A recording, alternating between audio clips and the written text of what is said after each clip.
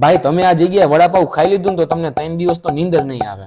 તો એવું હું કામ કહું એના માટે વ્લોગ છેલ્લે સુધી જોવો. તો મિત્રો હવારમાં મને ભૂખ લાગી ને તો હું બજારમાં ગયો નાસ્તો કરવા, પણ નાસ્તા વાળો જ બંધ નીકળ્યો અને માથે જતા ઉપરથી આ છાટા ચાલુ થઈ ગયા. આ જોવો ને થોડીક વારમાં તો બધું ભીનું કરી નાખ્યું.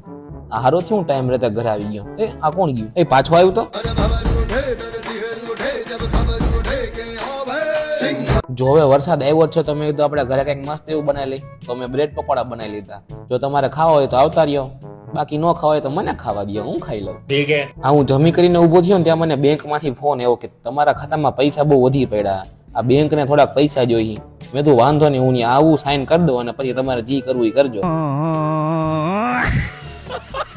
આ બેંક નું કામ પતાવી હું અને નીકળી ગયા વાડિયા જવા હાટું. ત્યાં અમારે એક કામ હતું. આ વાડિયા જઈને અમારે પાડાની જેમ બેહીને ભેળ ખાવાનું કામ હતું. આ માણસને ભૂખ તો લાગે ને થોડીક, એટલું બધું કામ કર્યું હોય તો આપણે વાત કરી વડાપાવની. તો આ વડાપાવનો સ્વાદ એવો મસ્ત ને કે એનો વિચાર તમને મગજમાંથી જાય જ નહીં.